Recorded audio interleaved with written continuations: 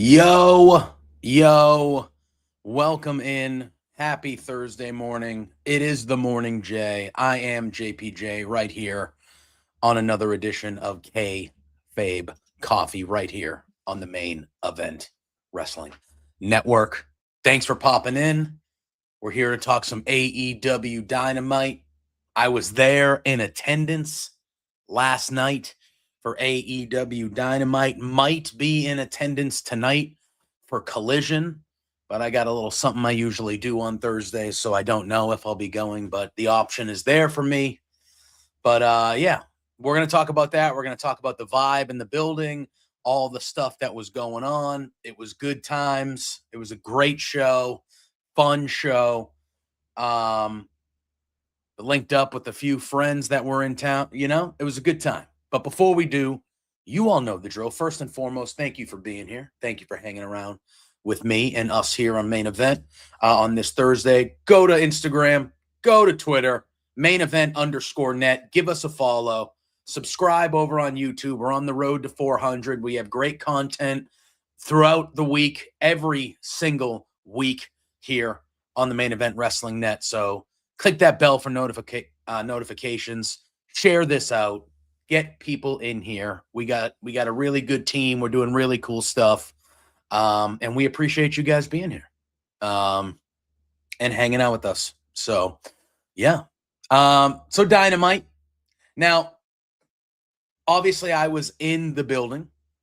So commentary, all that stuff, I don't have a reference for it because obviously when you go to a wrestling show and you're live, you don't really hear commentary and some of the points they might be trying to get across during the show and matches and things like that. So, my note taking, obviously I wasn't taking notes the way I normally do because I was there, but we're going to talk about the show, but it's probably not going to be as in depth as you probably usually get from me. Just because being there live is just a different experience. But it was in Boston, baby. MGM, Music Hall, Lansdowne Street, right behind the Green Monster in Fenway, connected to Fenway. Great spot. This is where they were for, I believe it was spring break last year when we got the first Mercedes and Athena match in AEW. That was in this same building here. It was the debut of Josh Alexander in AEW as well when he was Hangman's wild card opponent, I believe, in the first round of the Owen or something like that. But yeah, they were at the MGM, sold out show. I believe they're sold out again tonight. And it started off, we get our intro, and then we do get some earlier footage. Will Ospreay is training with the Death Riders, training with Daniel Garcia, and Daniel Garcia is giving him like a pep talk, pumping him up and stuff like that. Then Jon Moxley comes into frame. He gives Garcia and Wheeler Yuta a pep talk as they have a tag team title match against Cope and Christian that we'll talk about in a little bit. But Moxley says that most of the work is done. He goes, your neck is strong. He goes, but now is when people make things complicated. He goes, you can see the finish line. You got a rapid heartbeat, sweaty forehead, dry mouth. He goes, and then we hesitate. And then he looks at Will and he says, you've earned this, and there will come a time in your life where you have to make hard decisions, but this isn't one of them. So a nice little promo to start the show. He goes, it's simple. You get your shot. You don't hesitate. You pull the trigger no matter who the target is. And then he kind of walks away. He kind of pats him on the back a little bit, and he walks away as Will gets back to throwing. He's training. He's throwing forearms and stuff like that. And then we get right after it into the tag title match. Adam Copeland's music hits. The crowd goes bananas. He comes out. Christian Cage comes out. And then the Death Riders, Daniel Garcia and Wheeler Yuta, make their way through the crowd. I was kind of right there when they made their way right there. I got a nice little video of it. Claudio walked right by me, patted me on the shoulder as he walked by. Couldn't believe it. So they're there. They do a little huddle. And then we get after it. And this was a good opening match. This was fun. I wrote on Twitter, I was like, I mean, they're going to be tag team champions at All In. So, I mean, it is what it is. 3 years ago, they didn't have some of the talent that they have in the women's division that they do now. And I think winning the tag titles in your home country on the biggest show of the year, which is what they're going to do, I don't think that's a bad spot. I don't think that's a bad spot at all. So, I mean, feel how you feel, Eric, but I wouldn't be worried. I wouldn't be worried. If she wasn't on the show, I would be worried. But she's on the show. She's on the show, and she's going to be a big part of that pay-per-view. So, but this was really, really good. Back and forth. The crowd was hot for this match. They were hot for Copeland and Christian. This is one of those matches where, you knew they weren't going to drop the titles, but it was competitive. Garcia and Wheeler Yuta, Daniel Garcia is just so good. I mean, Yuta is too, but Daniel Garcia is just so, so good. The crowd with a big fuck you, Yuta chant, really getting on Yuta. At one point, the match started to break down towards the end. Copeland and Garcia end up on the ramp, and Christian's trying to pull a turnbuckle pad off, but Remsburg stops him. So he kind of goes in the different direction. And in that point, Wheeler Yuta hits a low blow and a German suplex that got a really close 2 kick out, which was fun. Then Christian Cage ends up biting Wheeler Yuta. They're kind of going back and forth. Now Wheeler Yuta tries to take the turnbuckle pad off, but Copeland comes in. Christian takes the opportunity, and he spears Wheeler Yuta. 1, 2, 3. Copeland and Christian retain the AEW tag team titles, and then you can see the Young Bucks. They show the Young Bucks in the crowd applauding the champions, kind of still teasing the Copeland and Christian versus Young Bucks. I wouldn't hate that for redemption. However, post-match, Claudio Castagnoli and the Dogs get in the ring, and they start beating down Copeland and Christian. And then the Bang Bang Gang come out. They make the save. Jay White has the shillelagh. He takes it from David Finlay. He threatens him with it. The Dogs kind of run through the crowd. Christian Cage gets up. He gets in Jay White's face, but Copeland is kind of like, hey, all right, playing the peacemaker. Jay White gives the shillelagh and tries to make peace with Christian, and the crowd started chanting, hug it out, but we weren't getting that. And then the Bang Bang Gang get in the ring, and Jay White kind of holds him back and goes, nah, we're good. We're good here. And that was it. So Christian still not trusting Jay White. The Bang Bang Gang was ready to throw down for their leader if they needed to. The Dogs are still involved. They're clearly teasing the thing with the Bucks. So there's I'm sure the Guns would like a tag title shot too. Like, there's stuff going on in the tag team division where there's a few teams going after it. So I thought that was really, really good. They showed a recap on the screen of Hikaru Shida injuring Harley Cameron, and Queen Aminata making the save. And then we find out that Shida will be defending the TBS championship against Aminata on Collision this week, which is tonight in Boston. We then got a hype reel for Andrade, and then we have Renee interviewing Andrade in the back. He says that he'll fight every member of the Don Callis family if he has to. He will. He'll pry every title away from them because his destiny is to become AEW World Champion. He knows about the damn. He says, I know about the damn numbers game, but I'm tranquilo. He goes, and then he reveals that he has the Dynamite diamond ring, and he said he got it from a good friend. And then Renee, being the great interviewer and reporter she is, she goes, you mean Will Ospreay? Because last that we saw, Will Ospreay ran down in the main event last week and took the ring off MJF when he was going to try to hit Kenny with it. And Andrade just looks at the camera, cue it up. He just looks at Renee and goes, how you know? I have one question for you. How you know? There it is. How you know? So he has the Dynamite diamond ring for the time being. So that's good. Then we come back from commercial, and then it's Renee interviewing Orange Cassidy, Roderick Strong, Kyle O'Reilly, the conglomeration. They go, well, this is usually the time that someone comes up and challenges us for the titles. And then what do you know it? The demand rolls up. And they're just talking some trash a little bit. And then there's an attack. The Lethal Twist attacks the Trios champs from behind. They lay them out. Ricochet says he kept true to his word that none of the demand would attack. And Lethal Twist aren't in the demand. And then he says, yet, which was nice. So maybe the demand is growing a little bit. Maybe. We got Jake Doyle making his entrance to the ring. And then Andrade as well. He had two ladies with him during the entrance this time.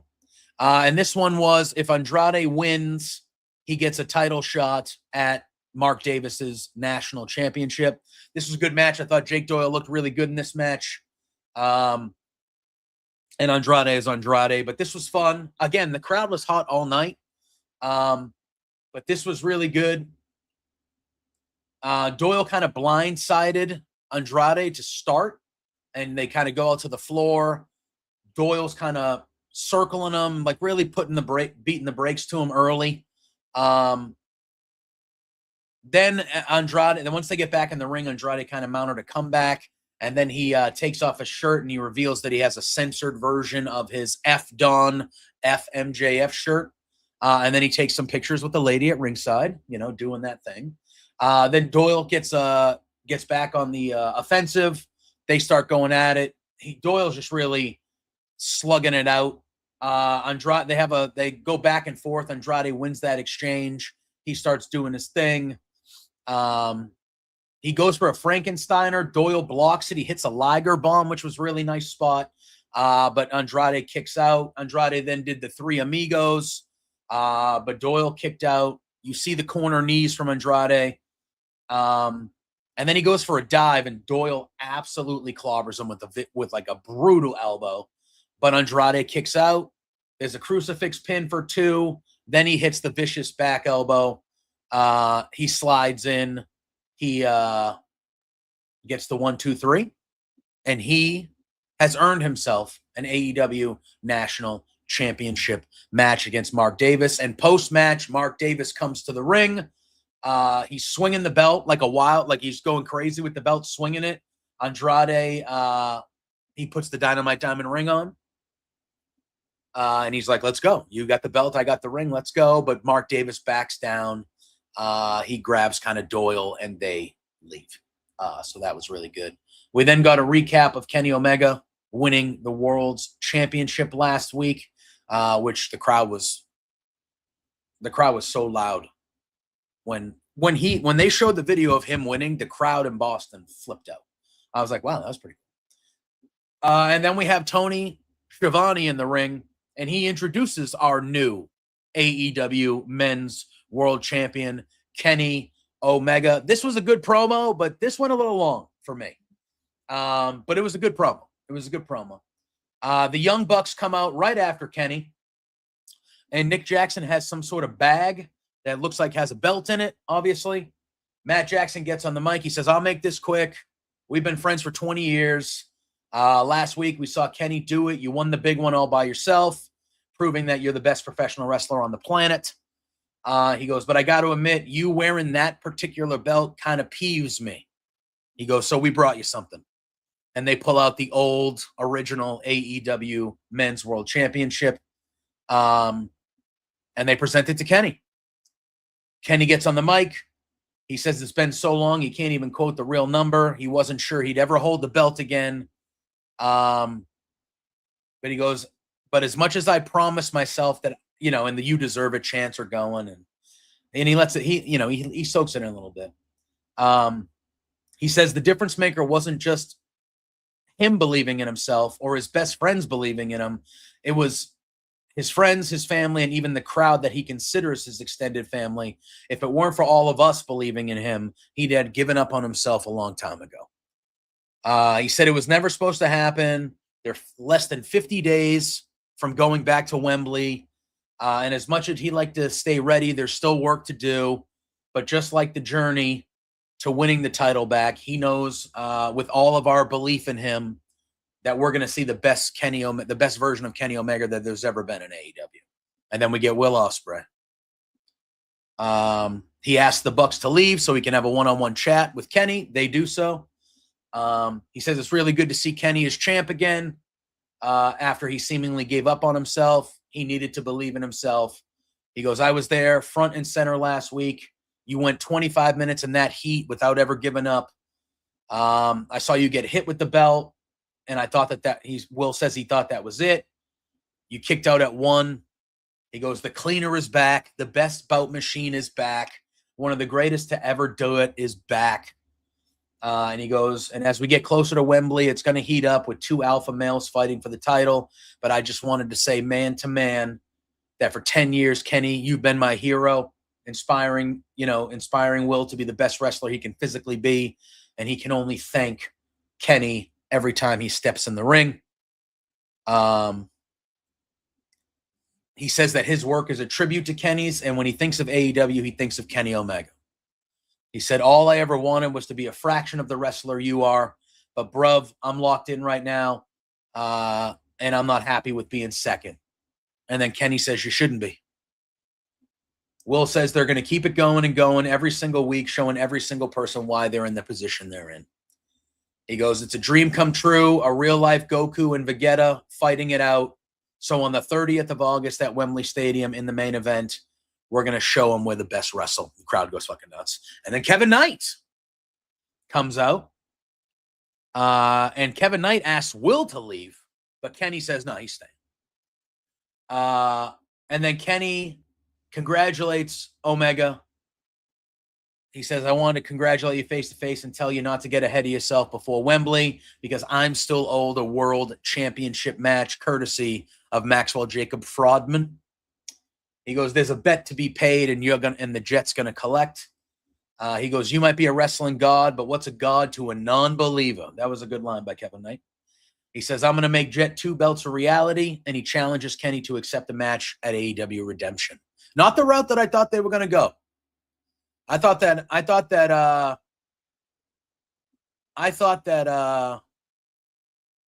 Redemption might have been a chance to see one last time Kenny and Okada for the title. I thought that might have been the match we get. Not upset about this though. Kenny then says that he's glad Knight is out there because he's got something to say, and he asks if he's really going to try to hold Omega responsible for a title shot that MJF promised him. He goes, I'm not going to do that, but what I'm going to do is give you a shot just because I'm a nice guy and because I saw something in you from day one. A guy who could go further, faster, higher, and somebody who was hungry. He goes, but then that's where it ended because you did something silly like align yourself with Don Callis. He goes, I'd be a hypocrite if I told everyone here tonight I didn't believe in Don's Siren Song. That if I didn't believe Callis would lead me to the promised land because the last time I held this title, it was because of him.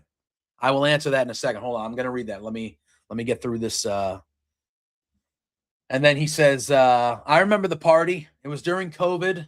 We were told to stay indoors. Nobody showed up to the party.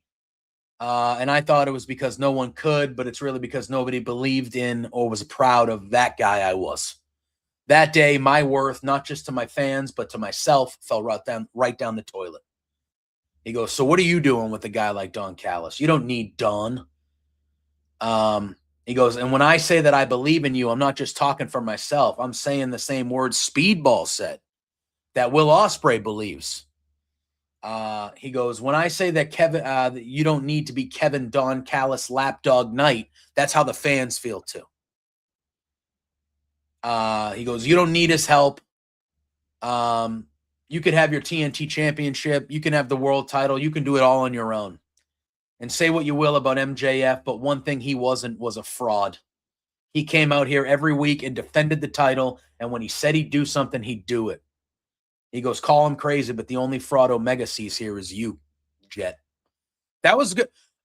I appreciated Omega putting over MJF. I appreciated that. Because, MJF's been balling out, dude. He goes, deep down inside, you're not being yourself, and all that shit that you're spewing in the ring isn't coming from your heart, because you're probably a good guy. And then for like the 9th time, he says, call me crazy. I mean, I feel like he said call me crazy like 7 times. He goes, I think there's a lot of goodness in you, Kevin. And I don't know if you ever need a guy like Don Callis to beat a guy like Kenny Omega. So if we're going to wrestle at Redemption, I want the Jet, not Don Callis's lapdog bitch. He goes, and if you're going to be Jet 2 belts, I want you to do it on your own, big boy, lapdog. And then the chants start going up, lapdog, big boy, blah, blah. Kevin Knight says Omega makes a good claim that he's come this far by himself, but he disagrees on one thing. He goes, there ain't no goodness left in my heart, only greatness. And then Kevin Knight cheap shots Kenny Omega with the mic. Ospreay goes after Kevin. Kevin Knight ducks him. But Darby Allin comes out. He starts beating him down on the ramp. Then Brian Cage makes the save for Kevin Knight, and Roppongi Vice make their way down. Hechicero, Jake Doyle, we've got the whole family out there. Omega and Ospreay fend Roppongi Vice off. The Death Riders make the save before the rest of the family get to the ring. So it kind of turned into a lot of chaos. It was a long segment, but I thought it was good. We are going to get Kenny Omega versus Kevin Knight at Redemption. That's going to be a great match. What a spot for Kevin Knight. He's not going to win, but still, main event, world title match, Kenny Omega on a pay-per-view. That's a good spot for Kevin Knight. The only thing I don't like about it is Kevin Knight is the TNT champion. I don't like when people who have singles titles are fighting for other singles titles. That there are people that don't have singles titles that can have that spot. Kevin Knight, even though he deserves a world title match and he's as good to be world champion as anybody in that company, he should be defending the TNT championship at Redemption, and Kenny Omega should be fighting somebody who's not a champion at Redemption. You should be getting 2 matches out of your main 2 men's titles, not one because one champion is fighting the other. I don't like that. And AEW does it too much. It happens too much in pro wrestling, period. It happens too much in pro wrestling, no matter the company. But AEW does that a bit too much, where they have other champions going after other. There's plenty of people on your roster that could use that spot. They're not going to win. Kenny Omega's not losing the title before All In. So he couldn't have fought Swerve. He couldn't have fought Okada. Now, again, I'm not saying Kevin Knight doesn't deserve the spot, but Kevin Knight's a TNT champion. He should be defending his own title at the pay-per-view. I don't know why he's not. It's in Montreal. I do not know why Kevin Knight is not defending that title against Speedball Mike Bailey. We really never even had a real resolution to Jet Speed breaking up. They had the one match, but it wasn't a real resolution. So I don't know how that hasn't been the feud with Speedball and Kevin Knight, and you're in Montreal, Speedball's home country, home city. It's where he's from. The chance for him to win the TNT title, especially if you have Kevin Knight, you want Kevin Knight to be in your main event rotation, which he belongs. Speedball should be. Yeah, it's been an underwhelming TNT run so far because he's barely defended it. Because he was in a cage match. He was on a 12-on-12 cage match, and then he's been trying to get to the world title. Okay. I have no problem with you trying to get to the world title. You have a title you should be defending that you don't as much as you should. So I just think those titles get pushed to the back. It just doesn't make sense to me. It should be Speedball and Kevin Knight for the TNT title at Redemption in Montreal, and Speedball should get that moment in front of his home people and win that title. And then Kevin Knight can move up to the main, it's just, I don't know. You asked earlier if you said, do you feel like the Don Callis family is really doing anything for Kevin Knight? I believe at first, again, I was against this from the shoot. Everything that Kenny said in this promo, I said day one once he joined the family. I said, he doesn't need them. He can be as good as he is on his own. So everything that Omega said here is what I think a lot of us thought. I've been saying it since the night he joined the family. Unnecessary. You gave him this good heel turn, and then you just saddle him. Now, at first, I do think it elevated him. I do think it elevated him. But I think it's clear that, he would have got elevated to the level he's at, whether he was part of that family or not. He's a special guy. It's like a special talent. So, yeah, I just don't think it was necessary. You have to pardon if my voice, I was at Dynamite last night, so my voice is, had a few libations, had a good time. So we then get a promo backstage with Jack Perry. He stabs a 2x4, and he says he's beginning chapter number 2 in AEW, which is all about breaking through to the next level. He said, so Saturday, I want to give an opportunity to somebody in the same shoes I used to be in, who wants to break through, and I want to show the world what professional wrestling is all about. He asked Luchasaurus if he's got all that, and we pan to see the Dinosaur Man holding a boom mic and saying cut, which I thought was funny. Speaking of Luchasaurus, so I was there. They were having a Ring of Honor match before the show, and I was at the bar getting myself a Sun Cruiser, tall boy, $22 fucking dollars. You want to talk about that? $22 fucking dollars. Come on now. What are we doing? $22. Regardless. Yeah, for a fucking tall boy Sun Cruiser. Now, that didn't stop me from drinking 3 of them. However, the fuck? Could have bought a video game for that money. Son of a bitch. Anyway, $22. What are we doing? Anyway, guess what? If I go tonight, buying 3 more. It is what it is. But that's ridiculous. Oh, I mean, they might not be. Boston, I assume, is going to be higher than some podunk town like Minnesota. But, it is what it is. But that was outrageous. So, but speaking of Luchasaurus, so I was buying a Sun Cruiser, and then I'm kind of walking around, kind of like, it's a very cool venue. So I'm just kind of walking around, and I look over, and Luchasaurus is at the bar in mask, obviously, full mask, basketball jersey on, and he's buying 2. He was buying some sort of 2 beers or 2 seltzers or something like that. And he walked by me, and I went, yo, it's Luchasaurus. I went, appreciate you, man. And he kind of gave me he was like, yeah, man. And he kind of leaned in. I was like, damn. I was like, what the fuck? And then I turned around, and some guy was like, and I was like, man. I go, dinosaurs drink beer too. So that was a good time. We then had a squash match. It was Bandito and Brody King, obviously, against Aaron Solo. And we had a Nick Camarado sighting. Good for him. Yeah, I mean, this was like a glorified squash match. Solo and Camarado got a little bit of offense, but not much. But this was just a good match to get Brody and Bandito on the show. And they got a win. The crowd was going hot for him. We love Bandito. We love Brodito. We love Brody King. Yeah, that's what happened there. We then get Renee backstage with Kyle Fletcher. He will be defending the International Championship next against Commander. And he says he's ready. He feels ready for Commander, and he's ready to put Konosuke Takeshita. And then as he's saying that, Brodito come into frame. And Bandito slaps a wanted poster on Fletcher's chest. Then Kyle cuts the interview short in disgust and makes his entrance. And we have Commander and Kyle Fletcher for the International Championship. And boy, oh boy, this was a fun one. Here. This was probably match of the night. Man, Commander's good, man. Obviously, we know how good Kyle Fletcher is, but Commander is good. I know Don Callis was on commentary. Obviously, I don't know if he added anything of, note to it. But he was on commentary. Commander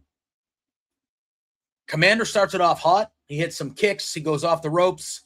Hits the Casadora to an inside cradle, which was a barely kick out by Fletcher, like a close 2.9.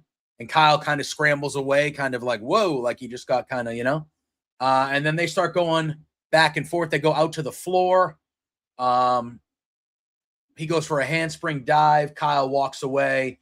Then Commander hits a flare flip, crossbody off the apron. Fletcher catches him, drops him face first on the apron, and then Fletcher kind of takes over a little bit.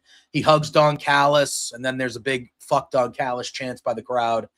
Then Commander starts getting a little bit of fire on the inside, but Fletcher kind of fights it off. Then Commander says he kind of moves to the side. Kyle goes crashing to the floor. Commander then walks the ropes, and he hits that, the dive off the ropes. Just such an impressive. No matter how many times you see it, it's just such an impressive move. And then they start going at it a little bit. Fletcher then cuts Commander off on the apron. He pulls him into the turnbuckles, but we get an enziguri, big chops. Commander sends Fletcher back to the floor. He's charging. He does a double jump Frankensteiner to the floor. He goes inside. He hits a 450 splash. Kyle kicks out. Kyle had a little bit of a cut over his ribs a little bit there. Commander goes to walk the ropes again, but Fletcher trips him. He recovers. He hits a springboard flip pile driver on Fletcher, which was an unbelievable move. And that almost does it, but Fletcher kicks out again. Then Kyle hits a Michinoku driver. We get a near fall. He goes for a lawn dart. Commander blocks it. He tries to hit a moonsault. It's countered into a brain buster into the middle of the ring. 1, 2, 3. Kyle Fletcher retains the International Championship. Great match. Not a super duper long match, but just action packed, back and forth. Just the cardio on these, just really, really fun. Crowd was super into it. And then right after the match, Fletcher starts attacking Commander, and he's trying to rip his mask off. And Takeshita comes out, makes the save. They brawl a little bit. Takeshita lays him out with that wind up right hand he does. And he grabs the title. But Okada comes out, hits a Rainmaker on Takeshita. Okada and Fletcher both go to pick the title up. And they have a little bit of a mini, little tug of war with it, which was, I liked. Then Bandito comes in. He hits a double drop kick. Brody King dives on Okada and Kyle. And then they roll to the floor. Brodito then raised Takeshita's hand. Brodito ends up, and then Bandito holds up the international title. So Bandito and Fletcher going to happen at Redemption. It's going to be good. But we'll get to that. Renee is backstage with Kenny Omega. He says in AEW, there's no shortage of credible challengers, and it could be a goose egg talking to him, but he sees himself in Kevin Knight, and he thinks there's still goodness in him. Darby Allin then rolls up and says Kenny is wasting his time. Kevin needs to be physically humbled, which he's going to do next week in a match for the TNT Championship. He asks Kenny what he's going to do, and Kenny says, I'll leave that up to you, Darby. And then Moxley rolls in the frame. Another thing I liked. He says Darby Allin's all right. He goes, some people can't change what they are, even if they try. So Moxley and Omega? I don't know. I like it. We then have Renee interviewing the Brawling Birds. So Eric, if you're still here, this is where Alex Windsor. Tough day yesterday for the English. Tough day. During the main event, I was sitting next to a lad from England. He had the English soccer jersey on. And I checked in. I said, how you doing? You doing all right? And he was like, yeah, we've come to get used to it at this point. I go, yeah, but that was bad. That was. If one of my teams lost a game like that, I might have been walking towards the Tobin Bridge. That's how bad that was. But England had a rough day. So Windsor says, even though they're a long way from England, if anyone knows about drinking and fighting, it's the people of Boston. Hell yeah. Jamie Hayter talks about the local bar they went to. And then Windsor says she's sad about England losing in the World Cup. But Hayter promises that these two Brits with the tits won't let you down.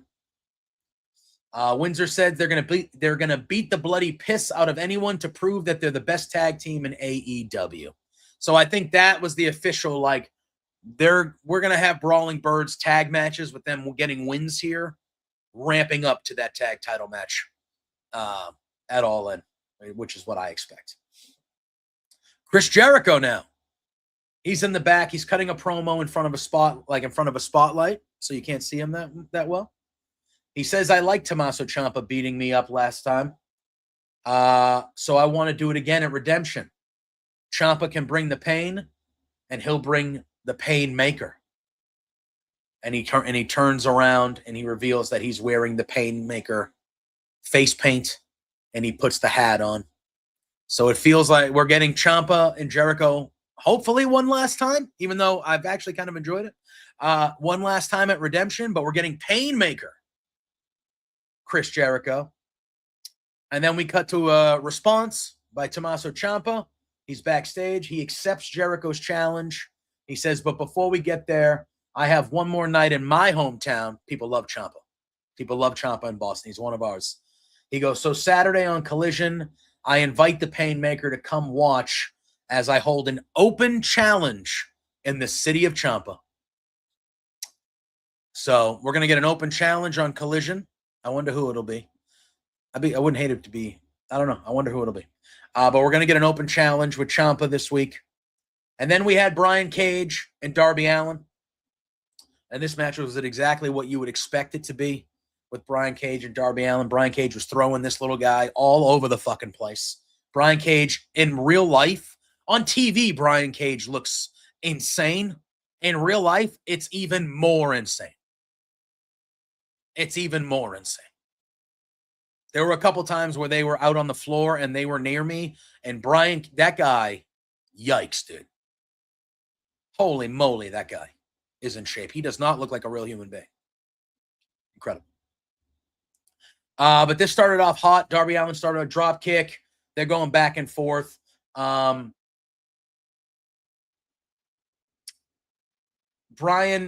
kind of throws him into a chair, into the barricade. He hits a vertical suplex clutch. He slams him on the ramp. He's just throwing him around, dude. Just throwing him around. He hits a fall-away slam over the ropes onto the ramp, which was really cool. Slams him back into the ring. Then you can tell they went to a break. They came back, and Darby hits a coffin drop. He crawls back inside. He's heading up to the top rope, but Brian Cage cuts him off. Hits a huge lariat, and then he chucks Darby Allin headfirst into the post with like a military press off the ramp, which was incredible. But he beats the count. He gets into the ring. Cage then yanks him out of the ring again. Hits him on the steel steps. Darby cuts him off. He sets him up. He hits a coffin drop from the top rope into the steps, which was an awesome spot. That happened right in front of me. I was like 3 rows behind. It happened right in front of me.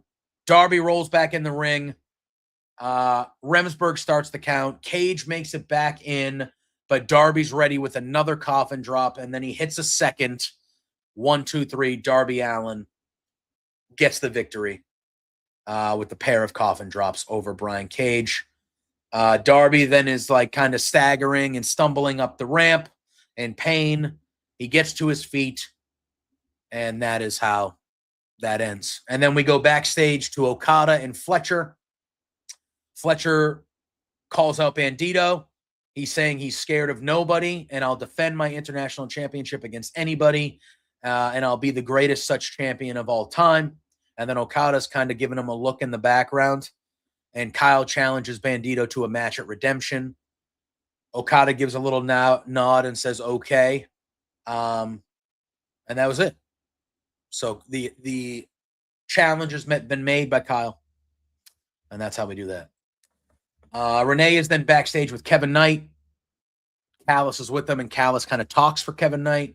He says Knight can handle everything on his plate, and he's too smart for Kenny Omega's mind games. He tells Kenny to suck it up. Everything's good. Everything good he's had is because of him. And he tells Kevin to be his 2-belt man and beat Omega. And then Speedball rolls up. And Speedball tells Kevin that they hope he takes Kenny's advice. And when he's ready to go back to being himself, he and the people will be there for him. Kevin Knight tells him he doesn't need their love. And Speedball kind of walks away.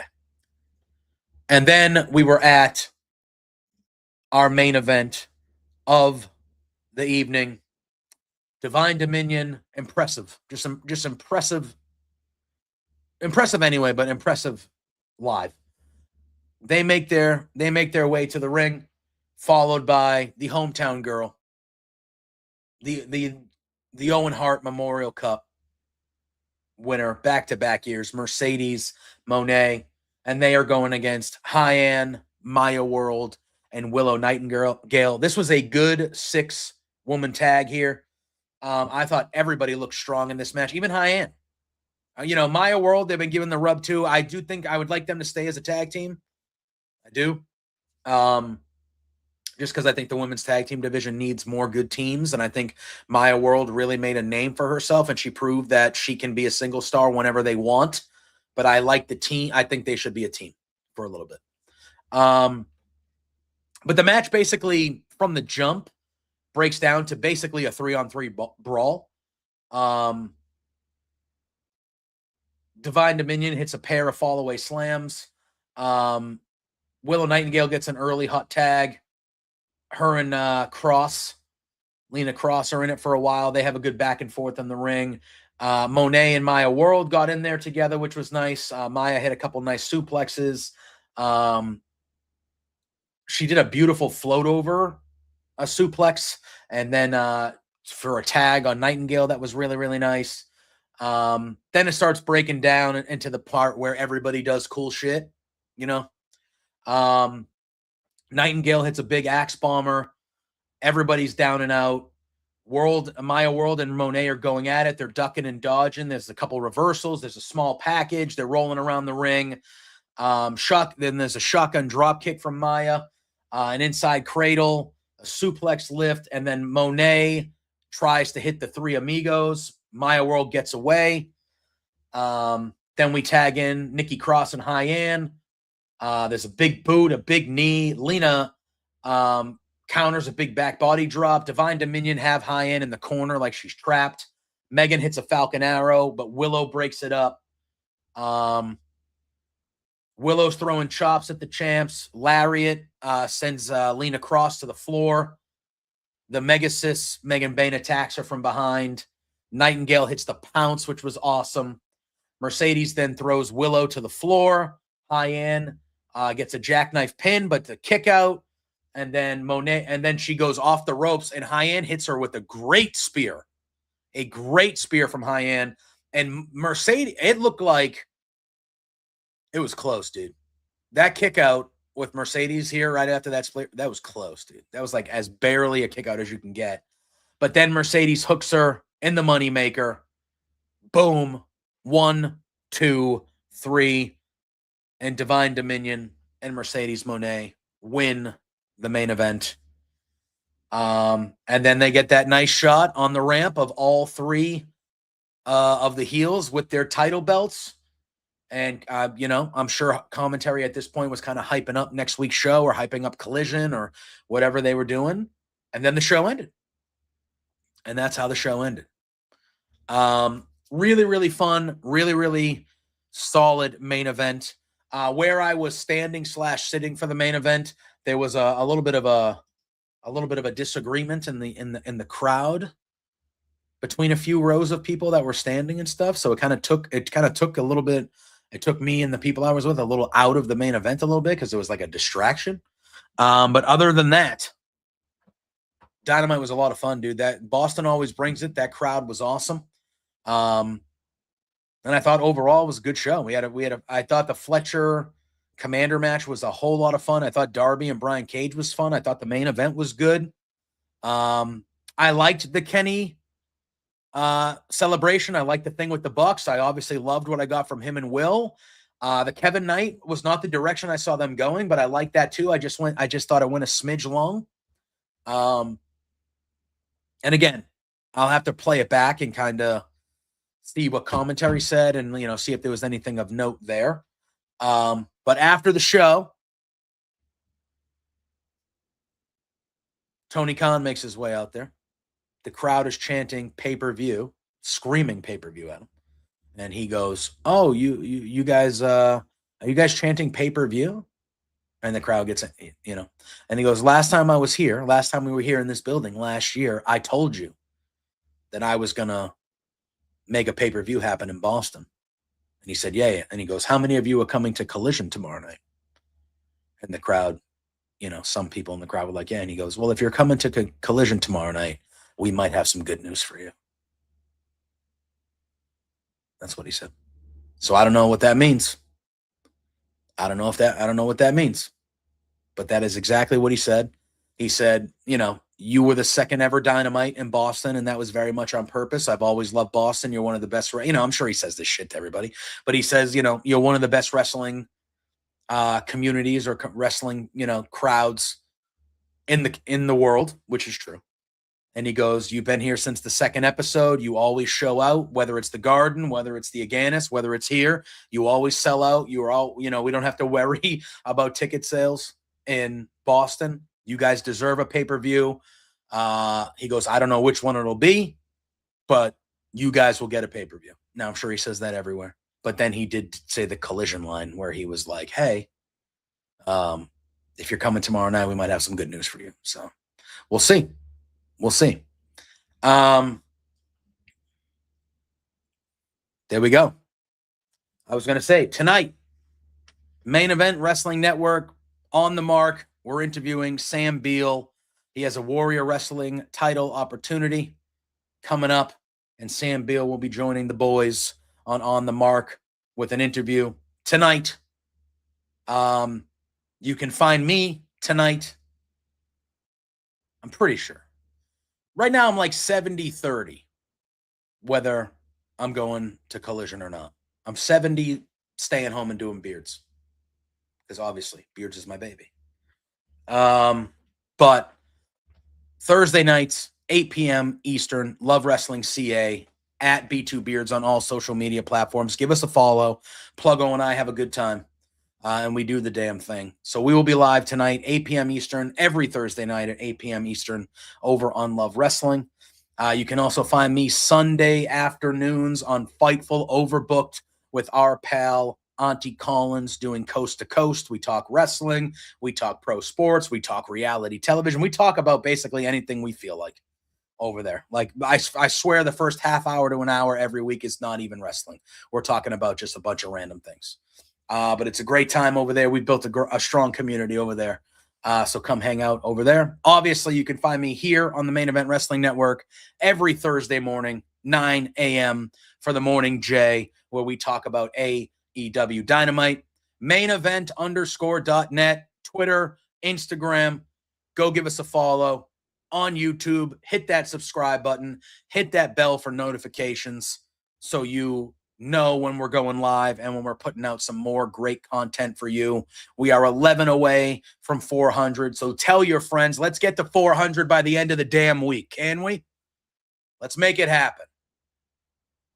A little bit shorter than usual today, but like I said, I was there live, so the perspective was a little different. Don't have all the ins and outs of commentary and other things like that, but appreciate you all hanging out with me. As got to share my experience of being live at Dynamite last night and what I thought was a good show. Hopefully you enjoyed it as well. Hopefully you enjoy the rest of your Thursday. I will see you next week for another Kayfabe Coffee Morning J. Till further, peace out. What up, though? You already know what it is. Best in the world, a.k.a. The Problem. Isaiah Broner. And you watching the Main Event Wrestling Network.